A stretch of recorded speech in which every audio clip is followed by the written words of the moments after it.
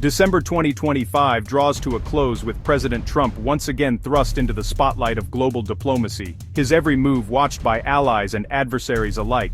The world's attention is fixed on Mar-a-Lago, the opulent Florida estate that has become a symbol of Trump's unique approach to international relations. This time he's hosting Israeli Prime Minister Benjamin Netanyahu for a summit that's anything but routine. The two leaders, both known for their bold rhetoric and uncompromising stances, meet against a backdrop of mounting global tensions. Their meeting isn't just a ceremonial gesture or a simple photo op, it's a carefully orchestrated display of unity and strength, designed to send a message to friend and foe alike. At the heart of their agenda, a shared determination to confront Iran's growing influence in the Middle East. As cameras flash and the world's media looks on, both Trump and Netanyahu adopt a hardline posture. Their statements are clear and unequivocal, signaling that the U.S.-Israel alliance is not only intact, but more resolute than ever. Reporters scramble to decipher the real agenda behind closed doors. Topics like Gaza, Ukraine, and Venezuela are on everyone's lips, each representing a flashpoint in an increasingly volatile world. Yet, it's Iran that dominates the conversation, casting a long shadow over the proceedings. The specter of conflict and the possibility of new sanctions or even military action loom large. With stern expressions and unwavering resolve, Trump and Netanyahu's joint appearance is more than diplomatic theater. It's a direct warning to Tehran. Their message is unmistakable. The United States and Israel are united, vigilant, and prepared to respond to any provocation. The choice of Mar-a-Lago, often dubbed the Winter White House, is no accident. Even as the estate sparkles with holiday decorations, the heavy security presence and the gravity of the discussions inside highlight Trump's hands-on, personal approach to leadership, one that doesn't pause for the season. The outcomes of this high-stakes meeting are poised to send shockwaves through global hotspots, from the Middle East to Eastern Europe. As the world holds its breath, the tone set at Mar-a-Lago will shape the coming weeks' bold moves and diplomatic maneuvers, with consequences that could echo far beyond the gilded halls of Trump's Florida retreat.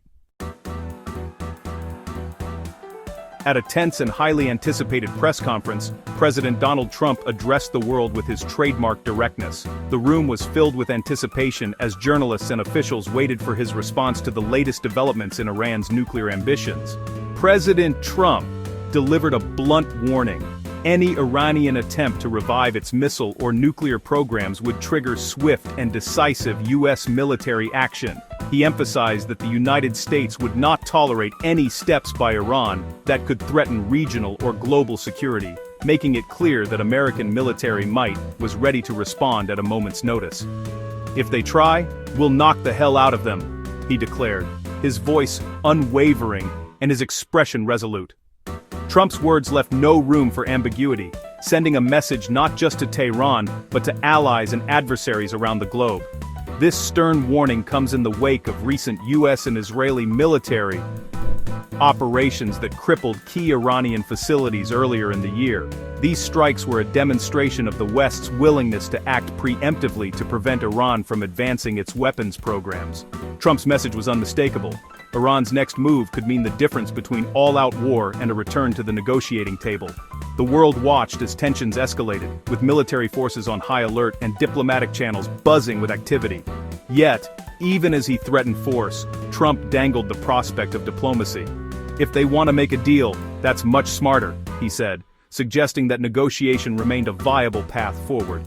He hinted at the possibility of lifting sanctions and restoring economic ties if Iran agreed to abandon its nuclear ambitions.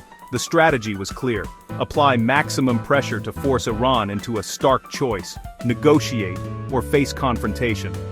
Trump's administration believed that only by presenting Iran with such a binary option could lasting peace and security be achieved in the region. Now, Tehran faces a critical crossroads. Iranian leaders must weigh the risks of defiance against the potential benefits of engagement. The consequences of their decision could reshape the Middle East for years to come, affecting millions of lives. The world's eyes are fixed on Iran, waiting to see whether its leaders will choose to escalate the conflict or pursue a diplomatic solution. International organizations and world powers are urging restraint, hoping to avoid a wider regional war. The stakes for the Middle East, and indeed for the entire world, couldn't be higher. As the situation unfolds, every decision made in Tehran and Washington will reverberate across the globe, shaping the future of international relations and security. Israel's alarm over Iran's nuclear ambitions drove Netanyahu to Florida. Intelligence suggests Iran is rebuilding bombed enrichment sites and ramping up missile production, an existential threat for Israel. Netanyahu sought and got Trump's public backing for preemptive action. When asked if he'd support Israeli strikes, Trump replied, "Yes, absolutely, immediately." This green light strengthens Israel's hand and warns Iran, aggression could trigger a joint U.S.-Israeli response. The message is unmistakable. Washington stands firmly with Jerusalem. This alliance is now a powerful deterrent, forcing Iran to reconsider its next steps. The U.S. commitment to act on nuclear threats is especially significant. Together, the two nations present a united front against Tehran's ambitions. Trump and Netanyahu also tackled the fragile Gaza ceasefire. The initial truce halted violence and allowed aid, but the next phase, disarmament of Hamas and Israeli withdrawal, has stalled. Netanyahu insists, no progress until Hamas returns the remains of the last Israeli hostage. This demand has frozen talks, with both sides entrenched. Israel won't withdraw without Hamas disarming. Hamas won't disarm without guarantees. The deadlock exposes deep mistrust and leaves the ceasefire on a knife's edge. Without compromise, the risk of renewed conflict looms large. Disarmament is the core obstacle in Gaza, Trump echoed Israel. There has to be a disarmament. We have to disarm Hamas. The U.S. won't back any deal that leaves Hamas armed, arguing it would only fuel future violence. For Hamas, disarmament equals surrender, an impossible ask without major concessions. Netanyahu's insistence on the return of all hostages, even the deceased, is non-negotiable for Israel. This impasse demands creative diplomacy, perhaps phased disarmament tied to gradual Israeli withdrawal. But with both sides dug in, a breakthrough remains elusive, prolonging Gaza's uncertainty. Trump's diplomacy extends to Eastern Europe, where he's pushing to end the Ukraine-Russia war. Hosting President Zelensky at Mar-a-Lago, Trump positioned himself as the deal-maker who could deliver peace. Ukraine wants a 50-year U.S. security guarantee. Trump's offer is 15 years. This gap is a major sticking point, but Trump's direct involvement has revived stalled talks. His personal relationships with both Zelensky and Putin give him unique leverage. The goal, a deal that secures Ukraine's sovereignty and deters future Russian aggression.